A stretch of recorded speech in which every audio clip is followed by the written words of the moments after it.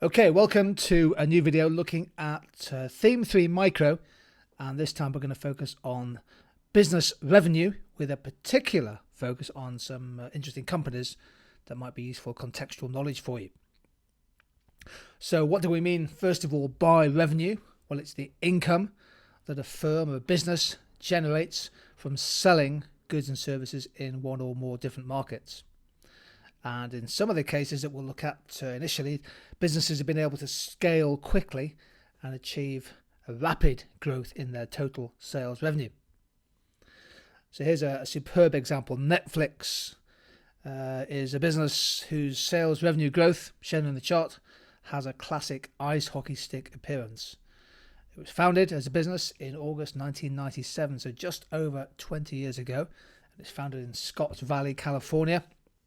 In fact, initially, Netflix, and many of you, of course, will have subscriptions, started as a kind of small DVD by mail service in the United States, competing essentially with the likes of Blockbuster in the video rental market. But of course, we know that it's become a hugely successful business, and that's shown by the revenue chart above there, with well over 100 million paying customers or subscribers globally, and now sufficient income coming in to invest billions of dollars every year into new, often highly successful programming. So Netflix is a classic example of a digital platform business that is now scaling very quickly. The subscriber base is on a scale that is bringing in nearly $12 billion of revenue every single year. I'm sure 2018 will see even bigger numbers. With this chart, I'm showing you Amazon's net revenue per quarter over the last 10 years or so, and the strong seasonality of Amazon's revenues is quite clearly shown in the chart, isn't it? For Amazon, the Everything Store, if you've read Brad Stone's great book, is the fourth quarter of the year. October, November, December matters hugely to their total revenue projections. They really do focus in on those sales in the last 3 months of the year. And seasonality of revenue is true for lots of businesses. Amazon is shown here, but think about businesses such as jewelry, where there's a huge amount of seasonality, and I suppose also the tourist sector as well. Slightly different chart here. This is the share of Apple's revenue by product category, again by quarter. So we split the year up into 4 quarterly revenue data. And I think this is an interesting example of just how dependent is Apple on each iteration of the iPhone to create revenue. So if you look at the chart here, obviously you've got things like iPhones, iPads, Apple Macs and other products, including the Apple Watch. But the iPhone in blue accounts for typically around 50 to 60% of their total revenues every quarter. Here's an example of an iconic business, one of the most profitable businesses on the planet, whose revenues are highly dependent actually on just one product, the iPhone, and of course the entire, if you like, ecosystem that surrounds it, including the chargers and the other peripherals as well. Here's a chart showing another iconic business whose total revenue, annual revenues in dollars, in billions of dollars, is actually now falling. So McDonald, since 2013, has seen a substantial decline in their revenues. Go back to 2005, just under $20 billion of revenue. That shot up to nearly $28 billion by 2013, but it's now starting to decline. Lots of potential reasons for this: the emergence of new competitors in the market, such as Subway and other competitors, including delivery companies like Just Eat and Hungry House and Deliveroo. But also, I guess, shifting consumer preferences, in particular, increasing fears about obesity and diabetes, perhaps causing a shift in preferences towards less fatty, less high-fat, high-salt food. So clearly McDonald's as a business globally has a challenge to turn their revenues around. That might well involve more investment in emerging markets. Let's take a look at publishing. A few years ago, the revenues for publishers of physical books, paperbacks, hardbacks, those revenues were under threat from e-readers such as the Amazon Kindle. But this chart suggests that a corner may have been turned, and the income, the revenue for books, physical sales of books, are once again growing. In part, this is because of the increase in self-publishing. Much easier now for people to write a book or a novel and publish it themselves through digital publishing platforms.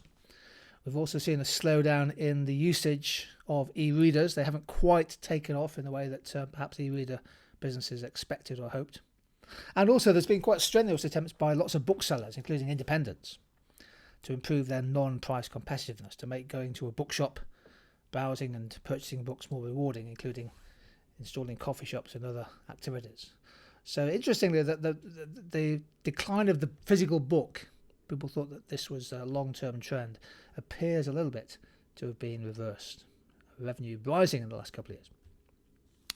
And this chart shows the revenue going to the film industry in the UK. Again, annual data, and this time it's in millions of pounds. So the total revenue of the film industry has actually declined since 2004, peaking at just under £5 billion a year.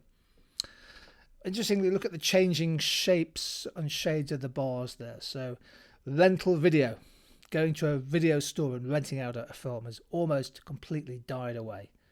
Occasionally people would do that, but of course the demise of Blockbuster and others has been a feature there. Increasingly now, notice the red area, that films are oftentimes going straight on to release for TV screening or screening on digital platforms such as Amazon Prime and others. So a lot of films now go straight to DVD, having spent just a little bit of time in the cinema. And the growth now of film on VOD, video on demand, is coming in, of course, as broadband speeds increase. I've added in a chart here as part of our study of revenue to show the revenue, the income, not the profit, the revenue of the leading low-cost airlines in the world. And Southwest Airlines was the first major low-cost area, of course, supplying the United States. And naturally, businesses such as EasyJet and Ryanair and JetBlue have become hugely prominent in the European aviation market. Interestingly, a lot of these airlines rely heavily on what we call ancillary revenue or extra revenue to boost their commercial viability. So in other words, they charge a low price for the tickets, but then they add on extra charges for priority boarding, checked-in luggage and much else besides. But the revenues of the airline industry, of course, are crucial to the continued profitability of the sector. And finally, a chart showing Facebook. Now, it's interesting that Facebook, of course, is free to use in the sense that they don't charge a price for using Facebook, but it's one of the biggest advertising platforms in the world now. And this is the interesting little metric which shows the revenue per user measured in US dollars for Facebook. And that's been rising quite substantially. Can you see there that the average revenue per user in Facebook is now approaching $45 accumulated across the different regions of the world. Facebook is successfully using getting companies, businesses, to use hyper-targeted advertising on the Facebook platform to sell products. Facebook, of course, its revenues depend fundamentally on getting that advertising revenue coming in. So what I've tried to do here in this short video is just give you, take you through some examples of revenues for businesses. Many of you will study this part as your theme 3 micro. And of course, once you bring costs into the equation, then you can start to analyze and discuss the shifting profitability of businesses in different sectors. Thanks for joining in on this video on business revenue.